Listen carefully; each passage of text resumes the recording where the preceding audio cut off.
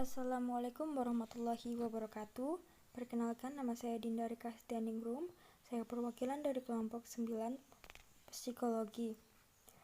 Dan di sini saya akan menjelaskan sedikit materi tentang lingkungan belajar yang efektif. Baik. Lingkungan belajar efektif adalah energi yang memanfaatkan waktu secara efisien dan mengkomunikasikan tujuan, harapan yang tinggi, dan antusiasme yang menular. Namun bahkan yang dikelola dengan baik pasti berisi siswa individu yang akan berperilaku buruk. Meski fokus MCK Valha adalah pada pencegahan masalah perilaku, untuk campur tangan bila diperlukan untuk melihat bahwa perilaku siswa dalam batas yang akan diterima. Baik, lingkungan belajar efektif adalah strategi instruksional kelas tanpa masalah perilaku sama sekali tidak dapat dianggap sebagai kelas yang dikelola dengan baik. Pendekatan yang paling efektif untuk manajemen kelas adalah instruksi yang efektif. Siswa yang berpartisipasi dalam kegiatan terstruktur yang sesuai dengan minat mereka, yang sangat termotivasi untuk belajar, dan yang mengerjakan tugas-tugas yang menantang, namun dalam kemampuan mereka jarang menimbulkan masalah manajemen yang serius.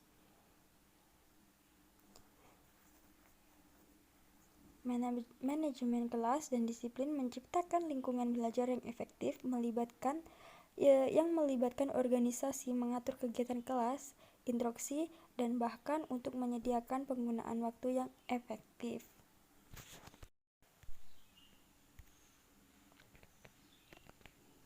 Oke, tadi saya sudah menjelaskan tentang lingkungan belajar efektif. Sekarang adalah apa dampak waktu terhadap belajar.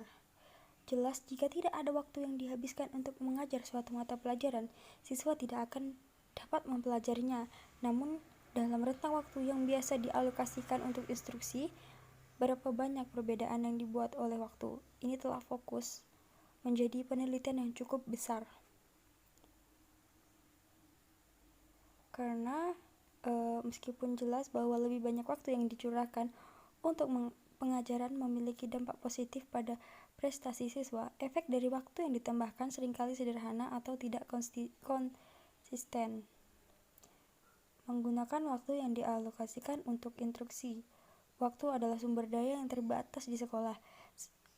Waktu untuk kegiatan pendidikan dapat diperluas melalui tugas pekerjaan rumah atau beberapa siswa berpartisipasi dalam kegiatan setelah sekolah atau sekolah Momar.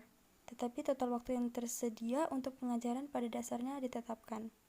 Dari 6 jam ini atau lebih, harus ada waktu untuk mengajar berbagai mata pelajaran ditambah waktu untuk makan siang, istirahat, dan pendidikan jasmani, dan lainnya. Selanjutnya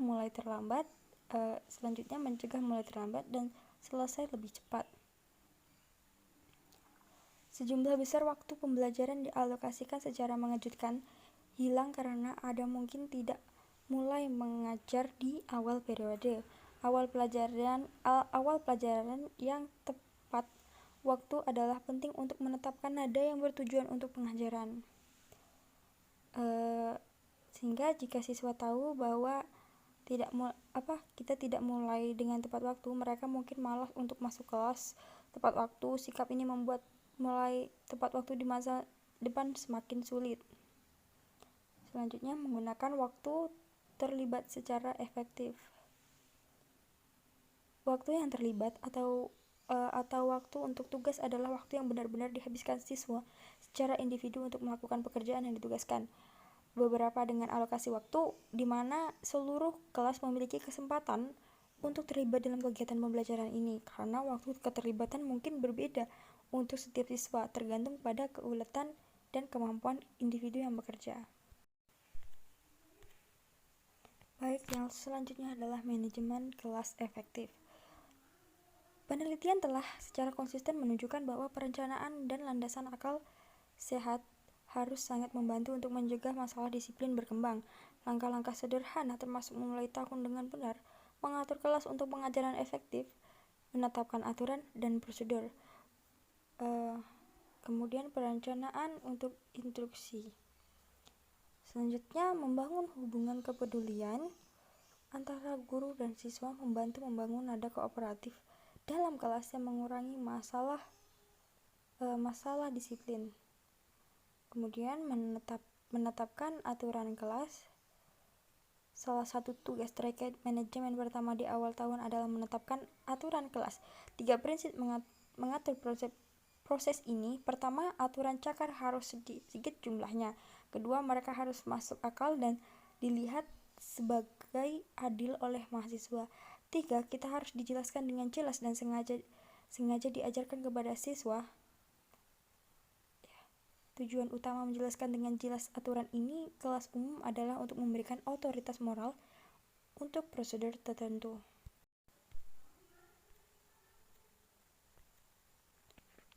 Mengelola kesalahan rutin. Bagian sebelumnya dari bab ini kita membahas cara mengatur kelas atau kegiatan kelas untuk memaksimalkan waktu untuk instruksi dan meminimalkan waktu yang diperlukan untuk menangani gangguan kecil seperti siswa berbicara tidak pada gilirannya, keluar dari tempat duduk mereka tanpa izin dan tidak memperhatikan. Program instruksional yang secara aktif melibatkan siswa dan memberikan mereka semua kesempatan untuk sukses dalam membantu mencegah masalah seperti ini. Siswa harus belajar banyak di sekolah daripada mereka harus belajar bahwa mereka adalah pembelajar yang kompeten dan bahwa pembelajar itu menyenangkan dan memuaskan. Lingkungan kelas yang tidak sehat dapat tercipta jika siswa tidak menghormati guru atau tidak menghormati siswa lain. Kemudian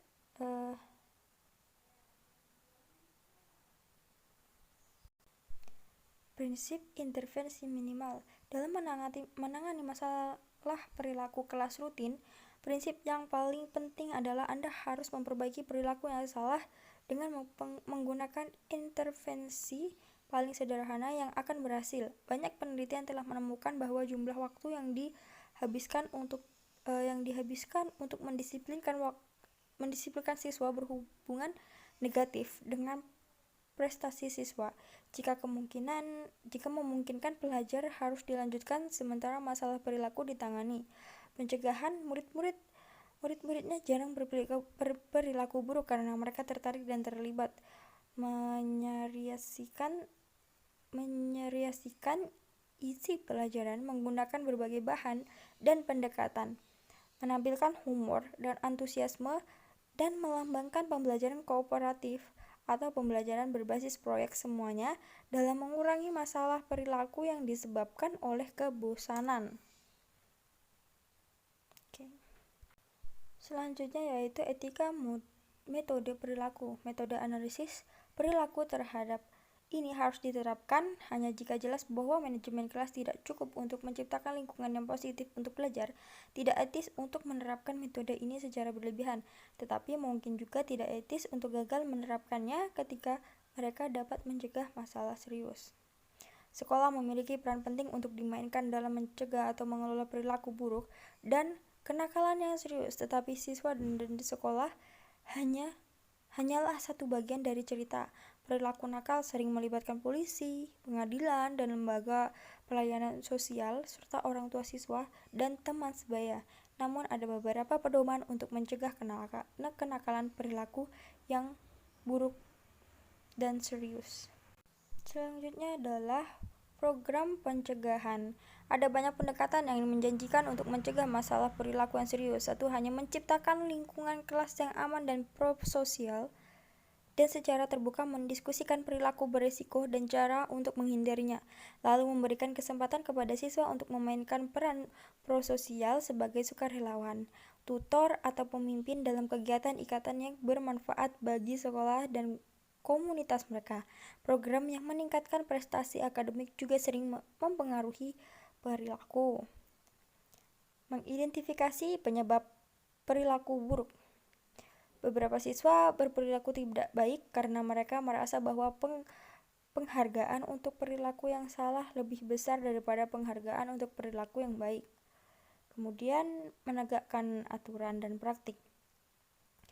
Harapan bahwa siswa akan mematuhi peraturan sekolah harus diungkapkan secara konsisten untuk cukup coretan atau perusakan lainnya harus segera diperbaiki ya, agar siswa lain tidak mendapatkan gagasan bahwa perilaku buruk adalah umum atau diterima, namun aturan harus ditegakkan dengan tegas tetapi adil. Penerapan kaku dari kebijakan tanpa toleransi seringkali dianggap kontraproduktif. Selanjutnya yaitu menegakkan kehadiran di sekolah.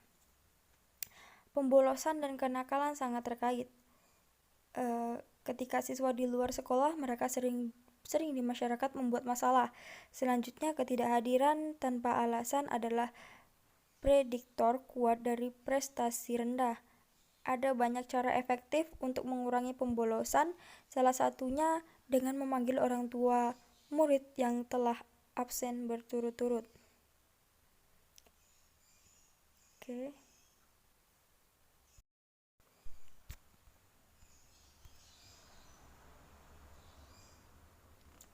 Latihan intervensi.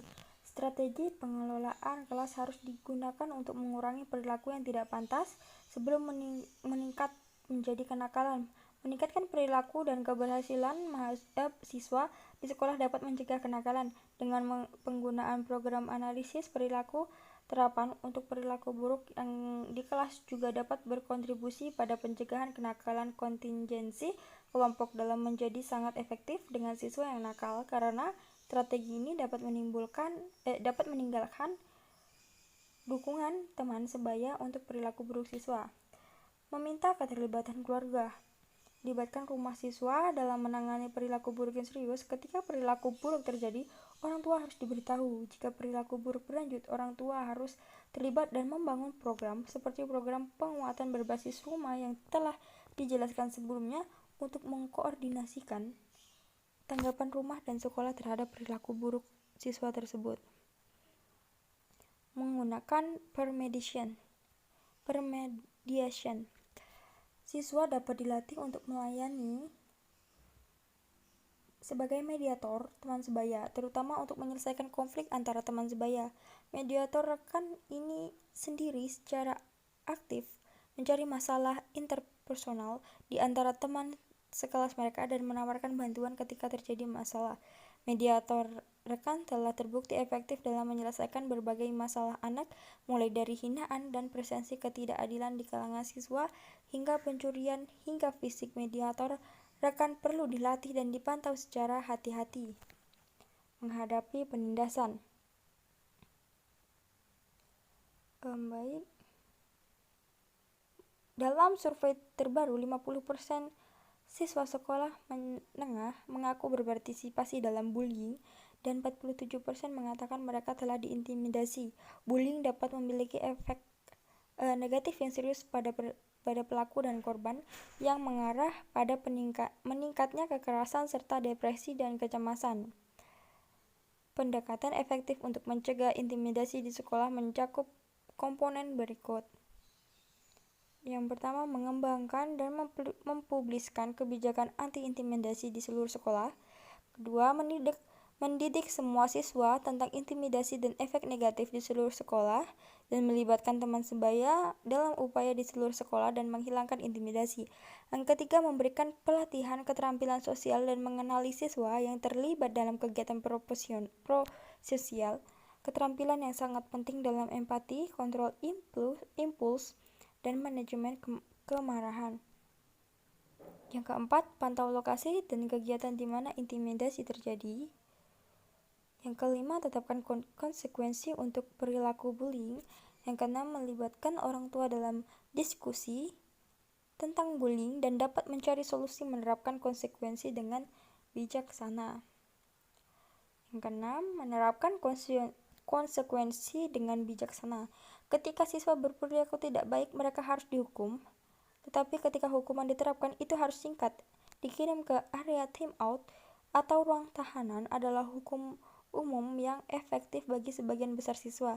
Kehilangan hak juga dapat digunakan, namun hukuman apa yang tidak boleh berlangsung terlalu lama. Lebih baik membuat siswa yang berperilaku tidak baik melewatkan 2 hari latihan sepak bola daripada membuangnya dari tim. Ketika seorang siswa telah membayar hutangnya dengan kehilangan hak istimewa, mengalami penahanan atau hukuman apapun, ia harus diterima sepenuhnya sebagai anggota kelas. Baik, itu saja yang dapat saya sampaikan. Kurang lebihnya mohon maaf apabila ada penjelasan yang kurang jelas, mohon dimaafkan. Sekian dari saya. Wabillahi taufiq wal hidayah. Wassalamualaikum warahmatullahi wabarakatuh.